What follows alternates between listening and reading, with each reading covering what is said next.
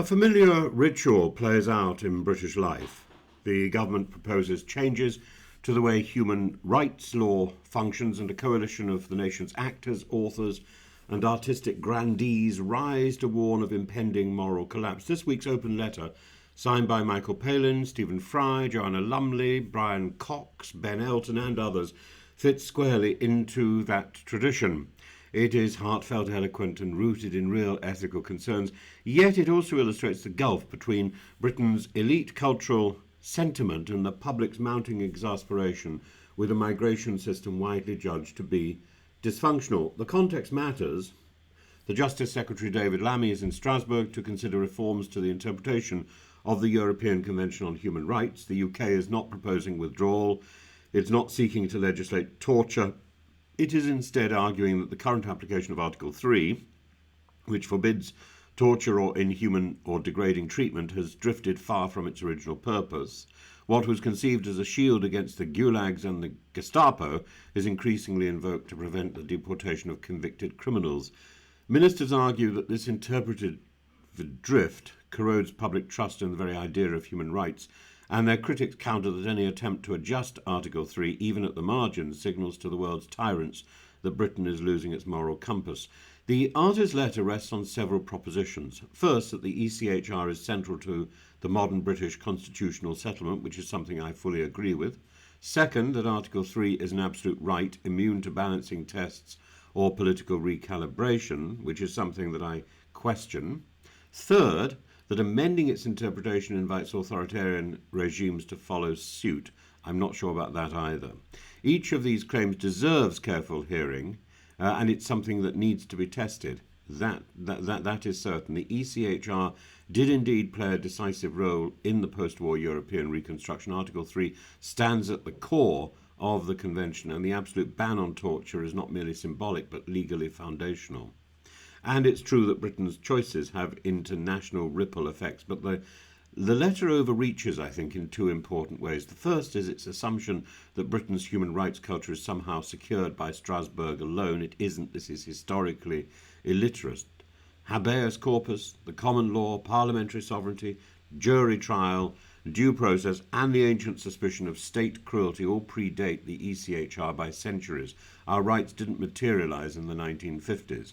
They are not conjured into being by a court. They emerge from a long tradition, a long civic tradition that has proved resilient, adaptable, and conscious of the tension between liberty and public order. The fact that this meddling of the ECHR traditions is accompanied also by a meddling with the nature of jury trial is itself worrying and open to question. But the second is its suggestion that any adjustment to Article 3 interpretation is tantamount to dismantling the ban on torture. This is alarmist, and the debate concerns threshold questions, whether, for example, imperfect prison conditions abroad should automatically block the extradition of serious criminals, or whether healthcare standards in a foreign state, though lower than Britain's, constitute degrading treatment. These are not trivial issues. They require moral clarity. But they also require proportionality, something that Strasbourg Court itself accepts in almost every part of the Convention. The government's position is, at least in principle, defensible. It argues that Strasbourg's jurisprudence in Article 3, deportation cases, has expanded to the point where almost any foreign deficiency becomes a barrier to removal, even for offenders whose conduct is grave. Ministers contend that this erodes consent for human rights itself. If the public sees the ECHR used to block the deportation of murderers, rapists, paedophiles, confidence in the convention collapses and the far right benefits. Starmer and Lammy frame this as a necessity, and I think they are probably right. Mainstream governments must demonstrate that they can maintain both compassion and control, or populism will fill the vacuum. Yet, government rhetoric also oversimplifies. The notorious cases cited in the popular press are outliers. Deportation is frequently upheld under the existing framework, and while Article 3's absolutism can feel inflexible, the alternative is morally hazardous. Once you introduce balancing tests into the prohibition of torture, you invite an accountant's calculus about whose suffering is tolerable and whose is not. and Britain should be exceptionally cautious before endorsing such a shift. The absolutism of Article 3 is not a luxury, it's a hard-earned boundary that emerged from the darkest chapters of the 20th century. What then of the celebrities? The opponents call them Luvvies, insulated from the consequence of their porous borders and untroubled by the realities of community displacement or criminal exploitation. There is some truth in the charge that cultural elites experience migration differently from those in crowded towns, overstretched services or insecure housing, but that is not a reason to dismiss their intervention. The arts have always acted as a kind of moral early warning system, reminding governments that expediency has limits and cruelty, once normalised, rarely confines itself to its initial target. Still, their letter suffers from its own narrowness.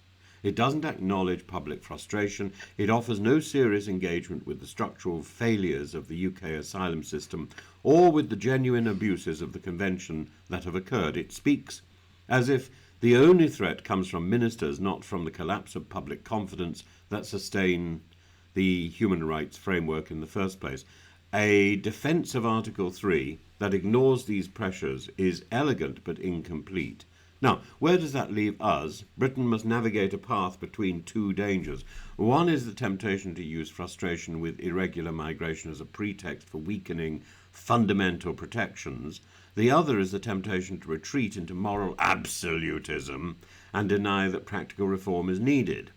The Strasbourg discussions offer an opening for a mature recalibration, one that preserves the absolute prohibition on torture but clarifies that deportation cannot be blocked by every conceivable shortcoming abroad. In short, the debate we have needed for years has finally arrived. The public is right to be angry about a system that too often fails, and the artists are right to insist that our response must not betray our ethical inheritance.